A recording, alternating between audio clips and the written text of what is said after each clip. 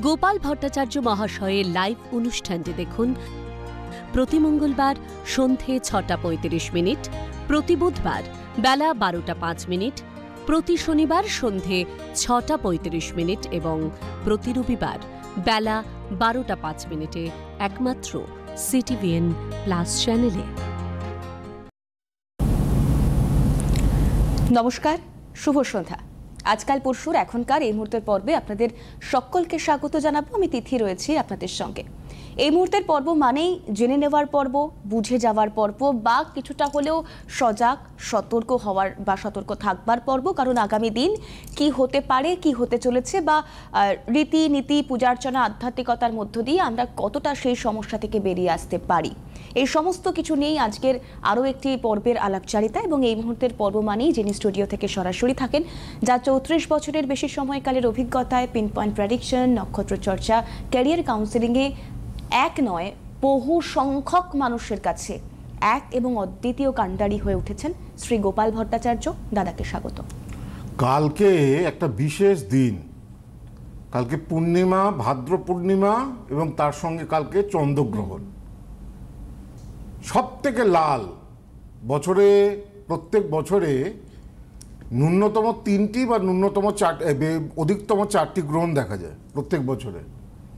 কিন্তু বহুদিন পরে ভারতবর্ষের দৃশ্য পূর্ণগ্রাস যে গ্রহণ, পূর্ণ মানে পুরো গ্রহণ হচ্ছে, আংশিক গ্রহণ হচ্ছে না, চাঁদের যে পুরো গ্রহণ হচ্ছে, চন্দ্রগ্রহণ হচ্ছে, সেটা হচ্ছে আগামীকাল 7ই সেপ্টেম্বর। গ্রহণটা শুরু হচ্ছে 9:57 থেকে রাত্রিবেলা। গ্রহণটা মধ্য হচ্ছে রাত্রি 11:41। এই সময় চাঁদকে সব থেকে বেশি লাল দেখা যাবে, লাল টুকটুকে দেখা যাবে রাত্রি যখন 11:41 যখন চাঁদটা যে গ্রহণের মধ্য সময় যখন উপস্থিত হবে। তাহলে কালকে ব্লাড মুন দেখার জন্য অনেকেই খুব এক্সাইটেড, কিন্তু শাস্ত্র তো তা বলছে না। শাস্ত্র বলছে কিছু রাশির গ্রহণ দেখা ভালো, আবার কিছু রাশির গ্রহণ দেখলে কিন্তু দুর্ভাগ্য নেমে আসে। তো আমি সেটাও বলবো। তো কালকে গ্রহণটা শুরু হচ্ছে রাত্রি 9:57 থেকে রাত্রির 11:41 হচ্ছে গ্রহণ মধ্য, এবং গ্রহণটা ছেড়ে যাচ্ছে, অর্থাৎ গ্রহণ মোক্ষ যেটা রাত্রিরে 1:27 গ্রহণটা ছেড়ে যাচ্ছে। এখন শাস্ত্রকাররা কি বলছে? শাস্ত্রকাররা বলছে গ্রহণের সময় যে কোনো ধরনের মন্ত্র জপ, প্রতিকার, উপাচার, এগুলো 100% এদের শক্তি বেড়ে যায়। গ্রহণের সময় যদি আপনি কোনো মন্ত্রের জপ করেন না, তার পাওয়ার 100% বৃদ্ধি পায়। অন্যান্য যে সময় আপনার জপের মন্ত্রে যত না ফলদায়ী, গ্রহণের সময় যদি আপনি কোনো মন্ত্রে জপ করতে পারেন, তার 10 গুণ বেশি তার এফেক্ট। সেটা কোনো মন্ত্র হতে পারে, কোনো কিছু প্রতিকার হতে পারে, কোনো উপাচার হতে পারে, সেগুলো বহু গুণে বেড়ে যায়। এবং এটাও বলছে গ্রহণের আগে চান করতে হয়, অর্থাৎ রাত্রি 9:57 আগে, এবং গ্রহণ ছেড়ে যাওয়ার পরেও চান করতে হয়। আচ্ছা, মানে 11:41 রাত্রি 1:27 পর। এখন অনেকে অত রাত্রিতে স্নান করবে কি করে? তো একটু মাথায় জল ছিটিয়ে নিতে হয় বা হাত পা একটু ধুয়ে নিতে হয়। তবে শাস্ত্র মতে গ্রহণ চলাকালীন কোনো খাদ্যদ্রব্য গ্রহণ করা নিষিদ্ধ। একমাত্র বাচ্চাদের, বয়স্কদের, অসুস্থ ব্যক্তিদের এবং বিশেষ করে যারা প্রেগনেন্ট মহিলা রয়েছে তাদের গ্রহণ দর্শন করতে নেই। প্রেগনেন্ট মহিলাদের ক্ষেত্রে গ্রহণ মানে কি? এটা গ্রাস তো, একটা চন্দ্র তো আমাদের জোয়ার ভাটা সব কিছুকে নিয়ন্ত্রণ করে, আমাদের মনকে নিয়ন্ত্রণ করে। তো তার উপরে একটা গ্রাস ছায়া পড়ছে, তার যে একটা শুভ প্রভাব সেটা পৃথিবীতে আসতে বাধাপ্রাপ্ত হচ্ছে। সুতরাং গ্রহণ মানে তো ভালো নয়, গ্রহণ মানে হচ্ছে একটা নেগেটিভ কিছু। তো সেই জন্য গ্রহণের সময় যে কোনো কিছু খাওয়া, আর রাত্রি দেখুন গ্রহণটা খুব ভালো সময় পড়েছে, রাত্রি 9:57 ইনাফ টাইম। তার আগে খেয়ে নিন ডিনারটে। যারা অনেক রাত্রে ডিনার করেন তাদেরকে এই একদিনের জন্য একটু আগে খেয়ে নিন। রাত্রি 9:57 আগে খাওয়া দাওয়া, ডিনার আপনার কমপ্লিট করুন। গ্রহণের যদি নেগেটিভ প্রভাব আপনাদের জীবনে না পেতে চান, কারণ চন্দ্রগ্রহণের নেগেটিভ প্রভাব যদি জীবনে আসে, মানসিক দুশ্চিন্তা বাড়বে, মানসিক অশান্তি বাড়বে, মানসিক রাগ বাড়বে, মনের মানসিক চঞ্চলতা বাড়বে, অপবাদ দেবে। চন্দ্রের যদি নেগেটিভ প্রভাব আসে, যদি চন্দ্রগ্রহণে যদি আপনি নির্দিষ্ট কিছু নিয়ম না মানেন, অনেকে মানে না, অনেকে ঠাকুর মানে আর মানে না, আবার বহু লোক জ্যোতিষী মানে, আবার 2-4 জন আবার বলবে জ্যোতিষী মানি না। এ তো মানি এ তো থাকবেই, কিন্তু তবুও শাস্ত্রগত নিয়মে যদি নিয়ম মানতে হয় তাহলে গ্রহণের সময় খাদ্য গ্রহণ নিষিদ্ধ, সোজা কথা। আমি মনে হয় ফোনে আসছে একজন দর্শক বন্ধু রয়েছেন। নমস্কার, কে রয়েছেন? হ্যালো, আমি উলুবেড়িয়া থেকে বলছি, উলুবেড়িয়া হাওড়া থেকে বলছি। আচ্ছা, আমি আমার ননদের সম্পর্কে কিছু জানতে চাই। আচ্ছা, ননদের নাম বলুন। ননদের নাম হীরা পণ্ডিত। ডেট অফ বার্থটা বলুন। Date of birth 30 July 1962। 30 July 1962। সময়? হ্যাঁ, সময় রাত 10:30। রাত্রি 10:30। জন্মস্থান? উলুবেড়িয়া হাওড়া। উলুবেড়িয়া। 1 মিনিট। অনুষ্ঠান দেখেন? পরিচিত কেউ এসেছিলেন? হ্যাঁ হ্যাঁ, আমি নিজেই গিয়েছিলাম আমার ছেলের জন্য, আচ্ছা। ছেলের এডুকেশনের জন্য। ওনার কাছে গিয়েছিলাম, রেমেডি নিয়েছি, আর পুজোতেও গিয়েছিলাম ওনার ওখানে। ভীষণ সুন্দর, মানে এতটাই ভালো অভিজ্ঞতা বলে বোঝানোর নয়। পুজো দিয়ে মানে ভীষণ শান্তি পেয়েছি। তো এনার তো জন্মবার দেখছি সোমবার। জন্মবার সোমবার ছিল? সোমবার, হ্যাঁ। মেষ লগ্ন, কর্কট রাশি, উলুবেড়িয়ায় জন্ম। কি বলে এইটা হচ্ছে হরোস্কোপ। পুষ্যা নক্ষত্র, দেবগণ। আচ্ছা, লগ্নে কোনো গ্রহ নেই। 1962 জন্ম, বহু বয়স হয়ে গেছে, প্রায় 53। 52 বা দ্বিতীয় মঙ্গল, অর্থস্থানে মঙ্গল ভালো না। শুক্রের ঘরে মঙ্গল বসে রয়েছে, এখানে গ্রহণ দোষ রয়েছে, নাচ দোষ রয়েছে। হ্যাঁ, বিবাহ স্থানে নেপচুন, শনি কেতু একসঙ্গে সাধুসর্প দোষ তৈরি করে। তো সুতরাং চার্টের অবস্থা খুব একটা ভালো না, আর্থিক অবস্থাও খুব একটা ভালো হতে চাইবে না। সব থেকে বড় কথা হচ্ছে এনার মনে হয় বিয়ে হয়নি না? না না না। হ্যাঁ, এই চার্টে একটা চার্ট দেখলেই বোঝা যায়। তো অবিবাহিত, যেটা বোঝা যাচ্ছে অবিবাহিত, এবং আর্থিক ভাগ্য, আর্থিক মন্দার শিকার। আর্থিক জায়গাটা চেষ্টা করছে অনেক কিছু করতে, নিজে কিছু করে, ব্যবসা করে। হ্যাঁ, নিজে ব্যবসায় করেন, কিন্তু এখন একেবারেই ভালো যাচ্ছে না কোনোভাবেই। ব্যবসাটা চালিয়ে ওটাই তো দাদা বলছেন। তাই তো বললাম আর্থিক চারটা মন্দার দুর্বল হয়ে গেছে, আর্থিক মন্দার জায়গা, হ্যাঁ। সাধু সর্প দোষ, এতগুলো দোষ। তুমি তো আমার অনুষ্ঠান দেখো, জানো একটা মানুষের জন্ম কুষ্ঠিতে যদি একাধিক দোষ তৈরি হয়, তাকে জীবনে সেই দোষগুলোকে যতক্ষণ না ঠিকঠাক করে প্রতিকার করবে বা উপাচার করবে, সে কিছুতেই সেগুলো ঠিক হতে চায় না। এই চার্টে গ্রহণ দোষ, নাচ দোষ, সাধু সর্প দোষ, এতগুলো নেগেটিভ কম্বিনেশন রয়েছে। চার্টটা এমনি দুর্বল করে দিয়েছে। হ্যাঁ, তো এইগুলোকে একটু ঠিক করতে বলো, তাতে আর পরবর্তীকালে যেমন শনি কেতু একসঙ্গে রয়েছে, পরবর্তীকালে হেলথ নিয়েও বড় সিরিয়াস প্রবলেম দেবে। এগুলোকে একটু ঠিক করতে বলো, তাহলে ঠিক হবে। সঙ্গে থাকুন, শুনতে থাকুন। পুজোর আগে মেদিনীপুর, বর্ধমান, শিলিগুড়ি, কৃষ্ণনগর, হলদিয়া, কোচবিহার, শিলচর, মালদা, এই চেম্বারগুলোতে আপনারা দাদাকে পাবেন। মহালয়ার অমাবস্যা সম্পর্কেও দাদা এর আগে একাধিক সময় বলেছেন। আমি সমালোচনা করতে চাই না কারণ, তবু মাঝে মাঝে একটু বলতে হয়। এখন সোশ্যাল মিডিয়ার যুগে দেখা যাচ্ছে যারা মন্ত্রের সম্পর্কে কোনো আইডিয়া নেই, যারা কোনোদিন পুজো পাঠ বা ব্রাহ্মণত্ব বা সংস্কৃত করেইনি, তারা আজকে জ্যোতিষের বড় বড় জ্ঞান দিচ্ছে। কেউ বলছে হনুমান চালিসা এইভাবে পড়ুন, কেউ বলছে এইভাবে করুন, তাহলে আপনার, অথচ এদের কিন্তু কোনো কি বলে জ্যোতিষ সম্পর্কে জ্ঞান নেই। আজকে একটা চার্টের ভেতরে ঢুকে, জন্মছকের ভেতরে ঢুকে জন্মছকটাকে ভালো করে আইডেন্টিফাই করা, নক্ষত্র ধরে ধরে বিচার করা, পিন পয়েন্ট প্রেডিকশন করা, এইসব আজকাল উঠে গেছে। আজকাল হচ্ছে শুধু উপাচার। তো সেটা তো জ্যোতিষ নয়। একটা গ্রহগত, এই যে 34 বছর ধরে আমি কয়েক লক্ষ যে মানুষের দেখেছি এবং প্রতিকার বা উপাচার, সেটা তো আমাদের চিরকাল বৈদিক কাল থেকেও এসে আছে। অসুখ যেমন আছে, তার তেমন ওষুধ আছে। সুতরাং এই যে সমস্যা থাকলে আপনাকে কিন্তু কিছু পড়ে দিলাম আর হয়ে গেল, আমার সমস্যা মিটে গেল, তা নয়। আপনাকে এই সমস্যাগুলোর প্রেক্ষিতে আমাদের শাস্ত্রে বিভিন্নভাবে বলা রয়েছে যে কালসর্প দোষ থাকলে কি পুজো করবেন, মাঙ্গলিক দোষ থাকলে কি পুজো করবেন, এবং সেটা শাস্ত্রীয় বিধি মেনে আপনাকে করতে হবে।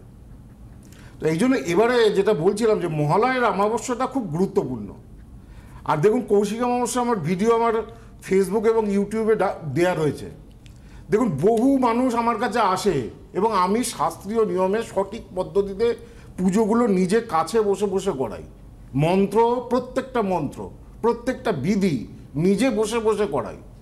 আর এবারে মহালয়ার অমাবস্যাটা খুব গুরুত্বপূর্ণ, কারণ মহালয়াতে অন্যবারে যেটা হয় না, এবারে মহালয়ার দিনে সূর্যগ্রহণ পড়েছে, অমাবস্যার দিনে সূর্যগ্রহণ, রবিবারে রবির গ্রহণ, রবিবার পড়েছে 21শে সেপ্টেম্বর এবার মহালয়া। এই দিনকে আমার বাড়িতে বিশেষ পুজোর আয়োজন করা হয়েছে। আর আগেই বলেছি, এই যে গ্রহণের দিন, বিশেষ করে সূর্যগ্রহণের দিনে তো কথাই নেই, কোনো প্রতিকার উপাচার করা যেতে 1-2 মাসের মধ্যে সেগুলো কাজ করবে, এইগুলো এতটাই ভাইটাল। সেই জন্য যারা মহালয়ার আগে দেখাতে চাইছেন, মেন হেল্পলাইন নাম্বার হচ্ছে 8584038631। যারা এসে দেখাতে পাচ্ছেন না বা এসে পুজো করতে পারবেন না, তারা অনলাইনেও পুজো করতে পারেন।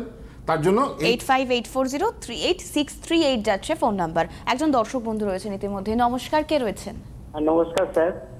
নমস্কার ম্যাডাম, আমি একটু স্যারের সাথে কথা বলবো। হ্যাঁ অবশ্যই, নমস্কার, বলুন কোথা থেকে ফোন করছেন, কার সম্পর্কে জানবেন? আমি নাগেরবাজার থেকে ফোন করছি, আমি একটু মেয়ের সম্বন্ধে জানবো। আচ্ছা, মেয়ের নামটা বলুন। মেয়ের নাম হচ্ছে Adrija Das. Date of birth? 7 November 1992। 7 November? হ্যাঁ হ্যাঁ হ্যাঁ, 7ই নভেম্বর 1992। সময় বলুন। হ্যাঁ, শুনেছি সকাল 8টা। সকাল 8টা। কোথায় জন্ম? কলকাতায়। কলকাতায় জন্ম। আচ্ছা দাদা, পরিচিত কেউ এসেছিলেন বা অনুষ্ঠান দেখেন? আমার এক অনুষ্ঠান তো রেগুলার দেখে আমার খুব ভালো লাগে, অনেক শেখা যায় ওনার কাছ থেকে। আচ্ছা, আর পরিচিত কেউ এসেছিলেন? হ্যাঁ, পরিচিত এসেছিল অনেকদিকে, 2005-এ গেছিল আর কি। তারপরে উনি ভালোই আছেন এখন। শনি, আপনার মেয়ে যেটা দেখতে পাচ্ছি শনিবার জন্মবার ছিল তো? হ্যাঁ, শনিবার। দেখুন, এর বৃশ্চিক লগ্ন, মীন রাশি, উত্তর ভাদ্রপদ নক্ষত্র, নরগণে জন্ম, শুক্লপক্ষের দ্বাদশী তিথি ছিল। এই হচ্ছে হরোস্কোপ, জন্মছক। মেয়ের বয়স হয়ে গেল কত এখন? নভেম্বরে 33 হবে। 33। তাহলে এর দেখুন মেন সমস্যা কি, লগ্নে বুধ শুক্র রাহু, দ্বিতীয় স্থান মোটামুটি ঠিক আছে, তৃতীয় শনি স্বক্ষেত্রে, শনি 7.5 বর্তমানে চলছে, বিবাহ স্থানে কেতু। বিবাহ স্থানে কেতু কিন্তু বিয়ে হতে খুব ঝামেলা দেবে। ওইটাই জন্য তো চিন্তা হচ্ছে। আর সপ্তমে কেতু মানে বিয়ে খুব দেরি হয়। কি হচ্ছে জানো তো, মানে হয়েও কথা হয়ে শেষ মুহূর্তে সব কেটে যাচ্ছে তো। হ্যাঁ, ওইটাই হচ্ছে, কাজ ঠিক বলেছেন। হ্যাঁ, তো ওই যে জড়ত্ব দোষ আর কেতুর প্রতিকার করুন, বিয়ে হয়ে যাবে তাড়াতাড়ি। কেতুর প্রতিকার? হ্যাঁ, এই দুটো জায়গাকে ঠিক করুন তাড়াতাড়ি। মেয়ে চাকরি করে? হ্যাঁ, চাকরি করে। গভর্নমেন্ট সার্ভিস করে না, প্রাইভেট হসপিটালে কাজ করে। প্রাইভেট হসপিটালে। তো পরবর্তীকালে আরো ভালো চাকরির যোগ রয়েছে, কিন্তু বিয়ের জায়গাটা ঝামেলা রয়েছে। আচ্ছা, ঠিক আছে, আপনি শুনতে থাকুন। অনলাইনে যদি যোগাযোগ করতে চান 8584038638 যাচ্ছে ফোন নাম্বার। এছাড়াও যে কোনো চেম্বারের জন্য বুকিং নাম্বার যাচ্ছে 8584038631। দক্ষিণ কলকাতার গড়িয়াহাট, কলকাতার একমাত্র চেম্বার দাদার 9007935831 যাচ্ছে ফোন নাম্বার। বারাসাত ডাকবাংলো মোড়ের কাছে চেম্বার রয়েছে। বর্ধমানের চেম্বারের জন্য যোগাযোগের নাম্বার 8584038640। আর যারা দুর্গাপুরের চেম্বারে যোগাযোগ করতে চাইছেন, বুকিং নিতে চাইছেন 9748749041 যাচ্ছে যোগাযোগের জন্য ফোন নাম্বার। আমার ইনস্টিটিউটও রয়েছে, ওখানে যেমন আমার চেম্বারও রয়েছে। যারা জ্যোতিষ শিখতে চাইছেন তারা বাগবাজার এবং দুর্গাপুর, এই দুই জায়গায় আমার ইনস্টিটিউট রয়েছে। দুর্গাপুর বেনাচিতিতে ইনস্টিটিউট, সেখানে জ্যোতিষ শেখানো হয়, সেখানে আপনারা ভর্তি হতে পারেন। ওটা চেম্বারও ওখানে, ইনস্টিটিউট। যেটাকে নিয়ে বলছিলাম, কালকে কোন রাশির জাতক বা জাতিকাদের চন্দ্রগ্রহণ দেখলে সৌভাগ্য বৃদ্ধি হবে। চন্দ্রগ্রহণ দেখার পরে যদি পারেন একটু স্নান করবেন, বা যদি স্নান না করতে পারেন হাত পা একটু ধুয়ে নেবেন, মাথা একটু জলের ছিটে দিয়ে দেবেন। মেষ রাশির যাদের অশ্বিনী নক্ষত্রে জন্ম তারা ব্যতীত মেষ রাশির জাতক বা জাতিকারা চন্দ্রগ্রহণ কালকে যদি দর্শন করেন তাদেরতে সৌভাগ্য বৃদ্ধি হবে। কন্যা রাশির জাতক বা জাতিকাদের কালকে চন্দ্রগ্রহণ অবশ্যই দেখবেন, এতে আপনাদের সৌভাগ্য বৃদ্ধি হবে। তুলা রাশির জাতক বা জাতিকারা অবশ্যই কালকে চন্দ্রগ্রহণ দেখবেন, বিশেষ কিন্তু তুলা রাশির একমাত্র বিশাখা নক্ষত্র ছাড়া। আপনার যদি জন্ম নক্ষত্র বিশাখা না হয়, আপনার যদি যেমন তুলা রাশির মধ্যে 3টে নক্ষত্র রয়েছে, চিত্রা, স্বাতী, বিশাখা। তো আপনার যদি চিত্রা নক্ষত্র হয়, স্বাতী নক্ষত্র হয়, তুলা রাশির জাতক বা জাতিকারা কালকে চন্দ্রগ্রহণ দেখতে পারেন, চন্দ্রের উদ্দেশ্যে জল প্রদান করতে পারেন, তাতে আপনার ভালো হবে। ধনু রাশির একমাত্র মূলা নক্ষত্র ব্যতীত ধনুরাশি যারা জাতক বা জাতিকারা পূর্বাষাঢ়া এবং উত্তরাষাঢ়া নক্ষত্র, তারা যদি কালকে চন্দ্রগ্রহণ দেখেন তাদের সৌভাগ্য বৃদ্ধি হবে। মকর রাশির জাতক বা জাতিকাদের চন্দ্রগ্রহণ দর্শনে সৌভাগ্য বৃদ্ধি। কিন্তু আমাদের শাস্ত্রে বলছে যাদের বৃষ রাশি, যাদের মিথুন রাশি, যাদের কর্কট রাশি, যাদের সিংহ রাশি, যাদের বৃশ্চিক রাশি, যাদের কুম্ভ রাশি এবং যাদের মীন রাশি, তাদের চন্দ্রগ্রহণ দেখলে কিন্তু দুর্ভাগ্য আসবে, মনের ওপরে হতাশা, ডিপ্রেশন, কোনো দুঃসংবাদ তারা পাবে। এখন মন তো মানে না, এত বছর পরে চন্দ্রগ্রহণ হচ্ছে, বলবো একটু দেখেই নি, এরকম যদি অবস্থা হয় যে যাদের, তাহলে তাদের একটা কাজ করতে হবে। যদি চন্দ্রগ্রহণ একান্ত দেখেই পেলেন, এই সমস্ত রাশিগুলো চন্দ্রগ্রহণ দেখার পরে একটা ছোট পাত্রের মধ্যে একটু জল নেবেন, একটা মন্ত্র আছে। মন্ত্রটা কি? উত্তিষ্ট গম্যতাং রাহ, উত্তিষ্ট গম্যতাং রাহ তজ্জতাং চন্দ্র সঙ্গমঃ। আবার বলছি, উত্তিষ্ট গম্যতাং রাহ তজ্জতাং চন্দ্র সঙ্গমঃ কর্মচণ্ডাল যোগত্বং কুরু পাপ ক্ষয়ং মম। এই যে মন্ত্রটা বলে 3 বার বলে ওই জলটা মাথায় ছিটিয়ে দেবেন।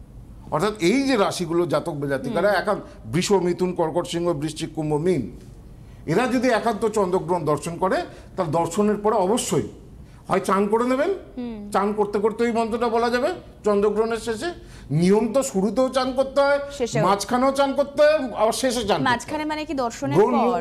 আচ্ছা, যখন মধ্য অবস্থায় থাকে, মানে রাত্রি 11টা 41 মিনিটে। তো এই এখন মন যদি না মানে, তাহলে এইটাই করণ।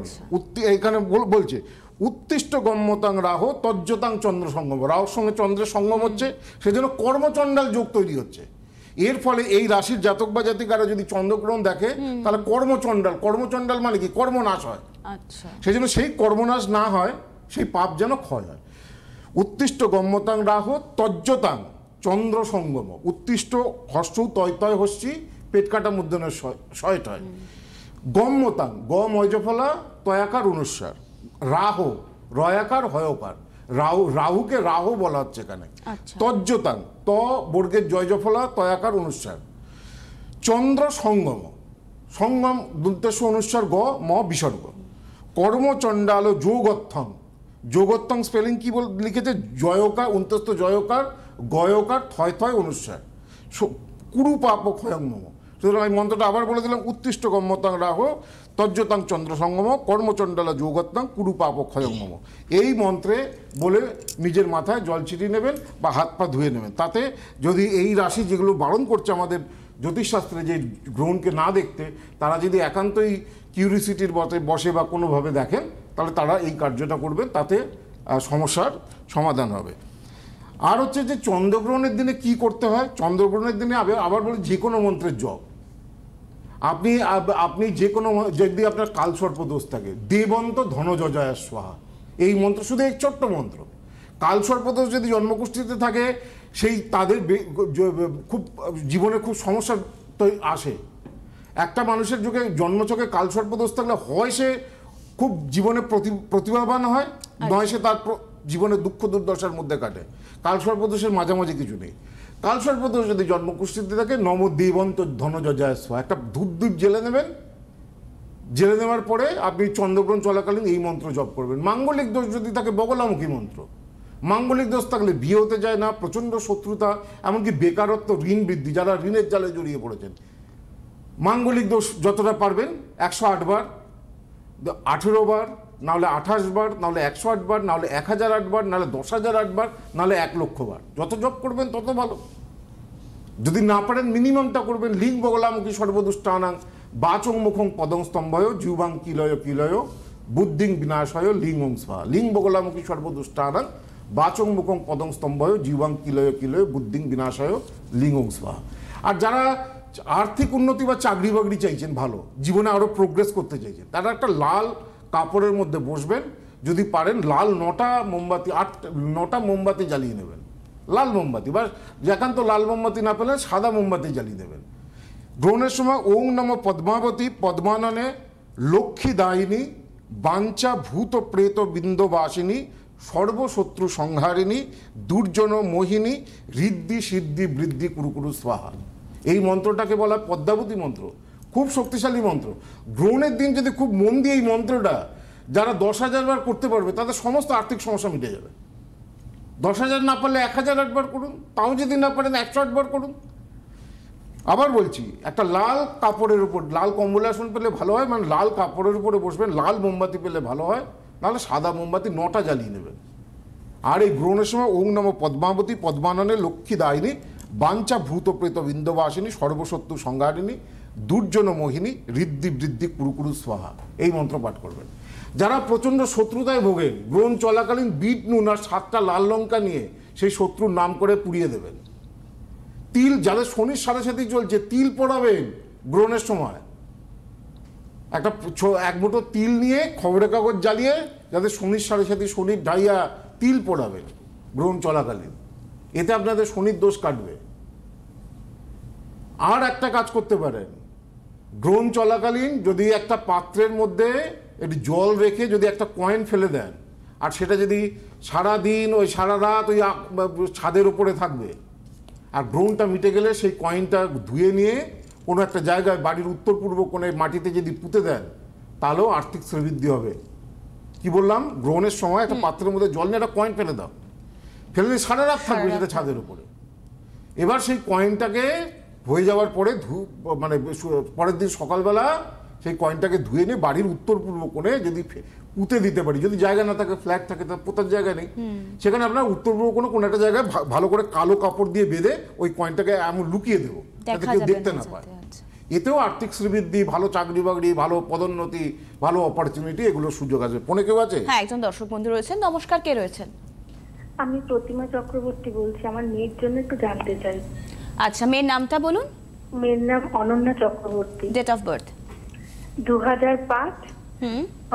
আচ্ছা, আমি বলছি একটুখানি বলি যে এই যে দুর্গাপুজোর আগে পর্যন্ত এই দক্ষিণাবর্ত শঙ্খটা এখন প্রত্যেককে উপহার হিসেবে দেওয়া হচ্ছে। এটা শঙ্খ, শঙ্খিনী নয়। আমি বারবার বলছি, কাঁটাযুক্ত শাঁখকে বলা হয় শঙ্খিনী, যেটা বাড়িতে রাখলে আর্থিক দুরাবস্থা দেয়, ঝগড়া অশান্তি দেয়। এটা এতটা বড় দক্ষিণাবর্ত শঙ্খ, দেখুন পুরো আমার হাতের থেকেও বড়। যতটা হাত, টিভিতে হয়তো বোঝা যায় না অনেক সময় সাইজ, হাতের থেকেও দেখুন বড়। আমার আঙুল যেখানে শেষ হচ্ছে, যেখানে দেখুন তার থেকেও বড়।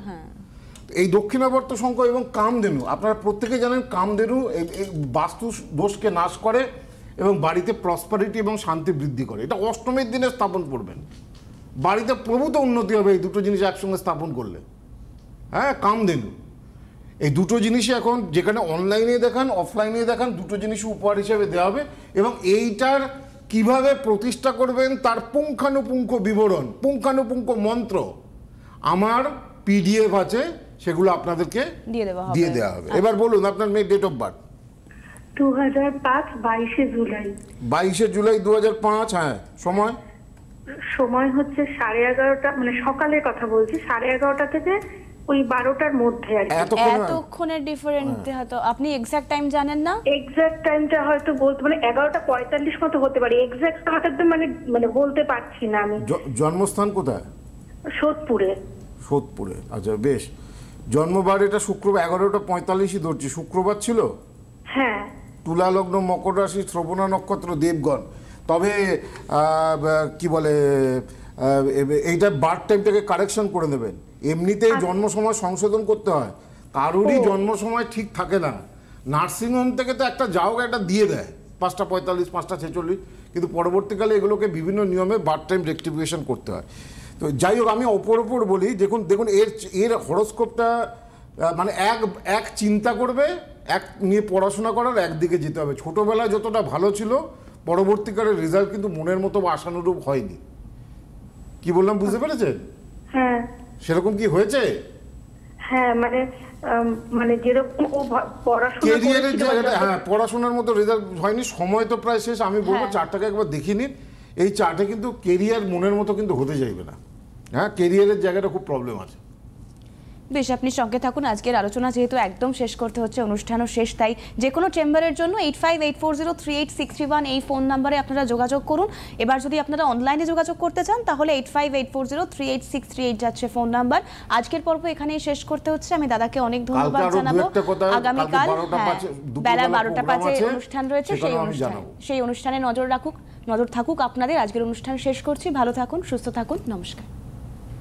গোপাল ভট্টাচার্য মহাশয়ের লাইভ অনুষ্ঠানটি দেখুন প্রতি মঙ্গলবার সন্ধে 6:35, প্রতি বুধবার বেলা 12:05, প্রতি শনিবার সন্ধে 6:35 এবং প্রতি রবিবার বেলা 12:05 একমাত্র CTVN+ চ্যানেলে।